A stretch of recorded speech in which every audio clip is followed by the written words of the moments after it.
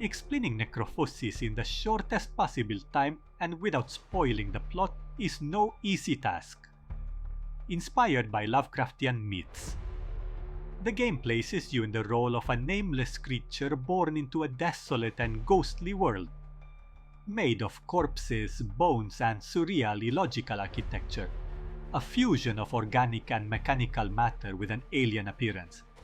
It's a limbo where the inhabitants have been banished, condemned to rot for eternity. A strange creature welcomes you, speaking in cryptic phrases that seem to urge you forward toward an unclear destination in search of answers that may never come. Much like similar titles, Scorn being the most obvious comparison due to its recent release, Necrophosis features a narrative that relies heavily on interpretation.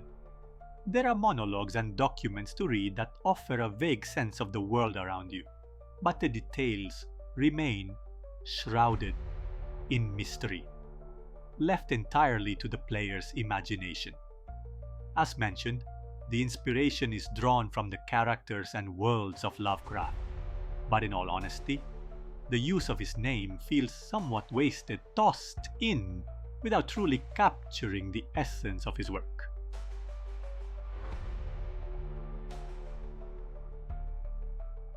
Necrophosis is essentially a first-person narrative adventure, where progression is tied to solving simple puzzles that block your path.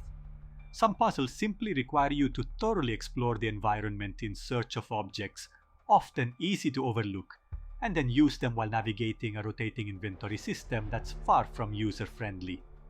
More experienced players might be reminded of Grim Fandango's clunky item management.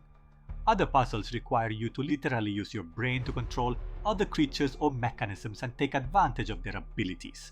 Overall, the puzzles are fairly easy to solve, and when you do get stuck, it's usually because you've missed something along the way, often due to an interface that doesn't always make it clear what can be interacted with, unless you're standing very close to it. The use of invisible walls, often represented by fog, to block your progress also feels particularly inelegant. There are far less frustrating ways to handle this kind of limitation, and it's the kind of outdated design that's hard to excuse today. The game isn't very long either. Reaching the end will take roughly 3 hours. The game's aesthetic is inspired by the works of Zdzisław Beksinski, a Polish artist perhaps less widely known than someone like H.R. Giger, but who has had a significant influence on the horror genre. The visuals succeed in their goal of making the player feel small, surrounded by cyclopean beings and structures, overwhelmed by the decaying atmosphere that permeates everything. While the character models are open to some criticism, Necrophosis still manages to deliver evocative visuals, especially considering it was developed with a more limited budget than many similar titles.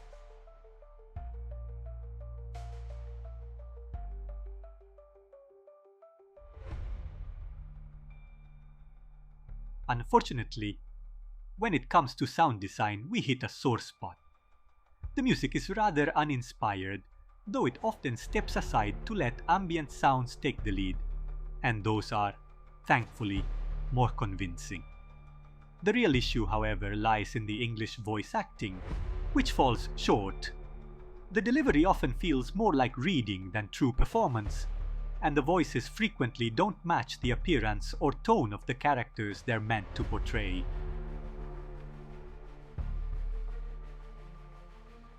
Necrophosis is a title that on paper has everything it needs to make a lasting impression, but it lacks a bit of charisma.